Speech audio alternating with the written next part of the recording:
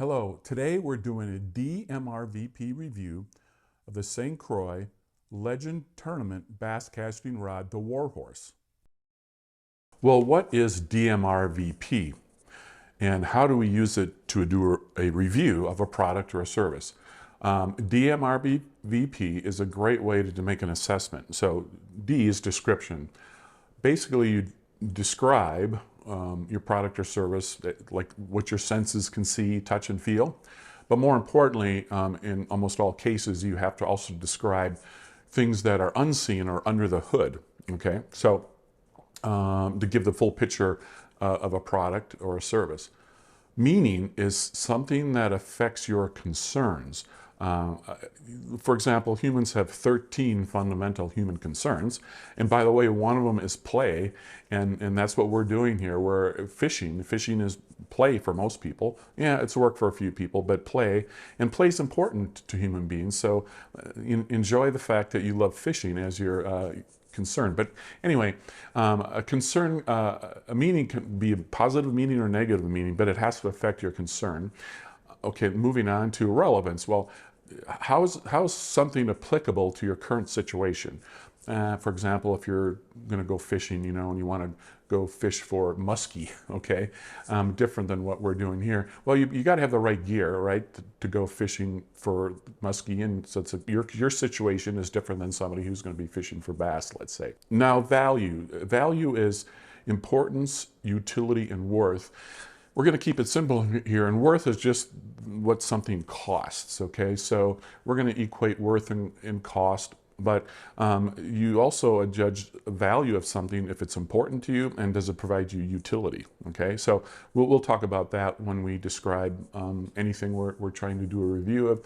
Finally, a purpose. What is the purpose of the product or the service, and what is the purpose that you're after, okay? So by the way, all of this, when I'm doing DMRVP reviews of these products, is I'm looking at it from my perspective. Like, is it meaningful to me? Does it serve my purpose? Is it valuable to me? Things like that. So hopefully that just gives us a quick overview of what DMRVP stands for, and I hope you understand. Hello, I'm Joe Michaels, the owner of Fish Point, and this is our media channel. Welcome. When I first learned about this rod, its length and its power, I just thought to myself, this could be a great offshore football jig rod for me. I think I should absolutely be able to use it for Carolina rigging, which I don't do very often because I've never felt I've had the right rod to do it.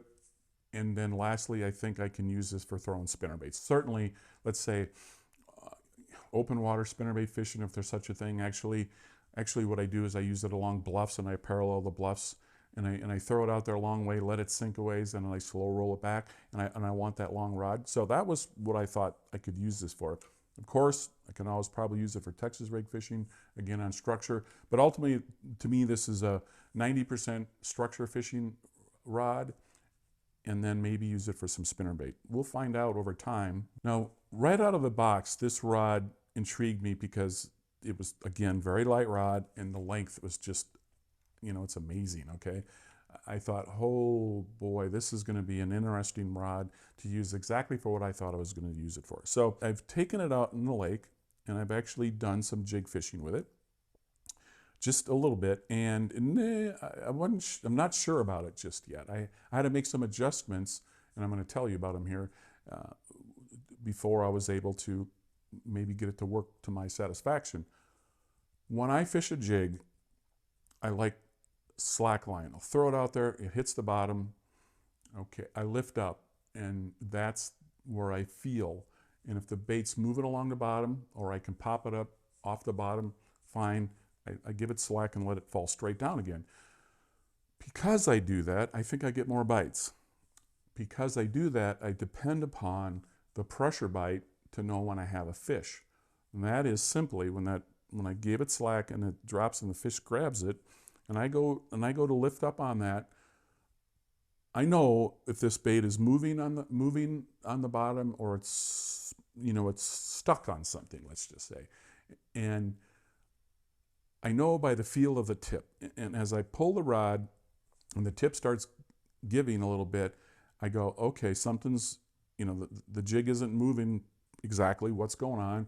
And if I keep pulling, and all of a sudden that rod has a little bit of bend in it, and then it moves with me, that's almost always a fish. I'll set and reel, and away I go. What I found when I was fishing the jig in some of the on a flooded flat at Bartlett Lake, okay, where I think the weeds have been flooded they're not brush per se, it's like weeds that got flooded, and they're mushy, okay, mushy just like a mush bite or a pressure bite. So I'm throwing the jig, I'm dragging it, I'm hitting rocks, sensitive rod, no question. I'm popping it and it drops, and I lift up and I'm like, oh, there's the fish, and I do this and it comes loose. Sometimes I'm doing that and I'm actually stuck a little bit on the bottom, okay, and I'm pulling, I'm like, oh, that's a fish, and I reel as hard as I can, and all I do is lodge that jig into the bottom even more. So I was struggling. I wasn't getting the feel I wanted from this rod. I think that's because it's medium heavy, has a fast action tip, but I think that fast action is a little bit slow, let's say. So I was thinking about it, and I says, I was using 14-pound fluorocarbon line. So I think to myself, wait a minute, what should I do here? So I moved up to 16. I had some 16-pound, put that on there, and really that helped a ton. The 16-pound has probably a little less stretch than the 14, and I think that solved my problem. Now let's go to the flip side. Maybe what was it like when I did catch fish? And I did catch fish with this rod. They were biting so finicky that the whole concept of slack line was getting the bites. And I'd lift up and I'm like, oh, there's a fish. And I'd reel. And sometimes these fish, and they weren't necessarily very big, okay, they were pound and halfers. They were barely hooked, okay? I was barely hooking them. But this rod, they came up and they would do their splash thing, right? And this rod handled them perfectly. So now I'm sitting here going, well, maybe this rod is better than I had thought. I'm going to give it more time, of course, but I can tell you, when you fish a jig, you definitely want a rod that allows that fish when it's doing this with its head above water, because that jig is a big lever. So all I can say is every fish I had on with the jig, once I knew he was on there, I got him in the boat, and it was probably 4 or 5 at the time. It wasn't a lot, but so I'm in this spot here. Well, maybe it doesn't feel so hot for me on the bottom just yet. Maybe I have to learn it, but gosh, when I get them on, they seem to have stayed on. So that's pretty. Those are some of the things that I've learned. Now let's go ahead and look at the rod specifications.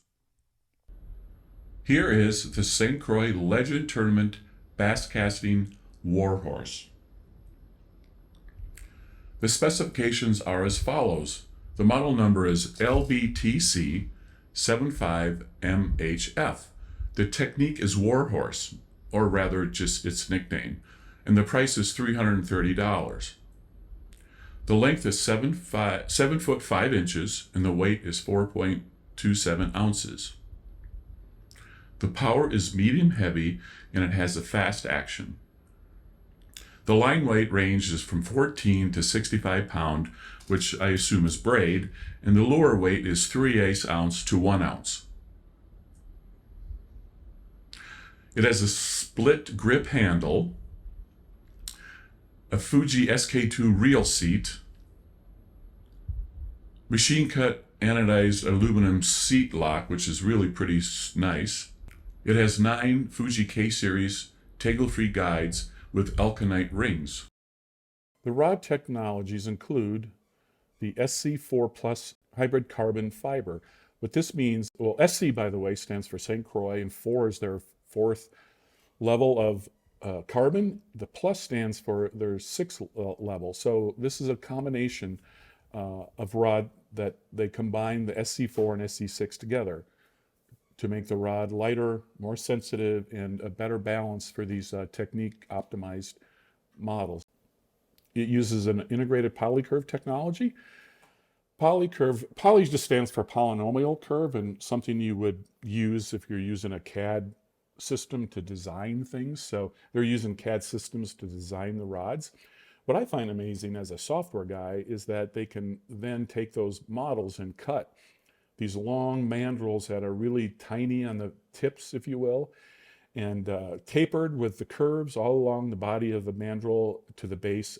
To me, that's the impressive part. is the ability for machines to cut that, to make them smooth and perfect. It's fascinating. They also use art reinforcing technology, which they claim adds up to 10% strength with no increase in the blank. I believe what this means is they'll take some carbon and they'll wrap it in key areas to make it stronger. And finally, the FRS is the fortified resin. They take their super resins with a computer-operated curing, which means an oven, and they bake these rods, running them through a curing process at different temperatures. That helps make these rods stronger. Some rods use the IAC technology, which adds a layer of fiberglass to the carbon. This makes rods using that technology much more suitable for reaction-style fishing techniques, such as topwater, crankbaits, spinnerbaits, chatterbaits, and buzzbaits. All this technology adds up to a 15-year warranty from St. Croix for the owner and anybody who has the rod. So that's pretty impressive. They stand behind the rods for 15 years. That's amazing and incredible, frankly. So let's move on. Okay, now that you've seen the rod specifications, I'm going to take you out to the courtyard and I'm going to show you the action of this rod. When I tie it up to something and we put a load on this rod, you'll get to see this rod in action. Now, as I pull on this rod, you'll see how the fast action is responding, and because it's a medium heavy rod, you'll notice that I'm going to really have to pull on it to really get into the meat of the rod. So let's just go ahead and pull on it. There's that fast action. Notice how it's where it's curving in the top third, let's say. And as I really put pressure on it, okay, this is pretty good pressure, but it's not as heavy pressure. Now I'm pulling even more now. Now that's a lot of pressure on this rod, okay? I'm really heaving on this, and you can see the action. And because it's a medium heavy, you know, I have to pull, I have to put more force on it to actually get it to really get into the bend of the rod. At least, you know, that's how I feel about it. So this rod is going to be very interesting to me. It's 7'5", open hook, you know, football jigs. Just, it's going to be amazing for the long casting and the power, like keeping those fish hooked up once I got them on the line. I've given a lot of description, gave you the specs, I showed you the action of the rod, and gave you my impressions. Okay, those are descriptions. Okay, now let's talk about the meaning of this rod to me, and you know how it affects my concerns. And what I mean by concerns is like I'm a person, I have concerns about fishing, needs, let's say, about fishing. One of the needs is I'm a little older guy and I want a rod that's light. This is an incredibly light rod. It feels really great. When you put a reel on it, okay? I'm gonna put it on here real quick.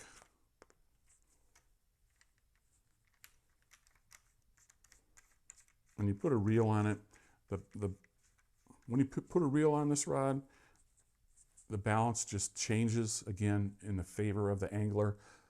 Always, you know, put a reel on a rod. If you're in a store, you got to do that. So the lightness really helps. The length of this rod allows me to do this offshore casting. I like making long casts so I can cover a lot of water. If you're fishing a slowly tapering point, or maybe you're fishing in a ditch and you make a long cast and you just drag it along, having this length of the rod allows you to cast better, no question. I think the action of the rod is like, I'm unsettled about that, right? So I don't know if this action rod is going to help me feel more bites, or I'm going to have to learn something new with it. But I do think that this rod will help me land more fish when I'm throwing a jig, okay? Because of just the way the tip is a little softer compared to some other rods I've had in the past, and that may allow me to land these fish more readily, and I think that's important. Okay, so we're gonna find out more. Again, having the length of this rod to throw Carolina rig, I think is gonna be a big benefit. I haven't done it yet. I will give it a shot, of course, because I want that long rod with the right action to throw Carolina rig. I know this rod is going to be able to cast that Carolina rig, no problem. Another concern for anybody who buys a rod, especially one that's $330, is can you use it for more than one thing? And I certainly can. This isn't a specific rod. It's a jig rod for me. It's a Carolina rig rod, spinnerbait rod. Of course, I'll be able to throw Texas rigs. As a matter of fact, there's no question I'll be able to take this rod, again, at night fishing and using it for for throwing a little heavier baits up against the bank on the bluffs, I'll certainly use that. So I can use this rod year round. Now, the question is, if I keep using this rod and it really, I can't get it to work for that football jig bite, I don't know. By that, then I have a problem, because then it sort of becomes what, a spinnerbait rod? I don't know. So I think I'm going to get the hang of it.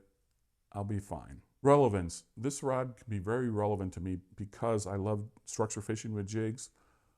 I do it all the time. I do it in summer, I do it in winter, fall, maybe not so much in spring, okay? But I can use that rod in all those situations. And I think I mentioned this, I don't Carolina rig very much because I have a hard time casting it, okay? It's the weight with the leader and the other bait dangling on the end, it makes it difficult to cast.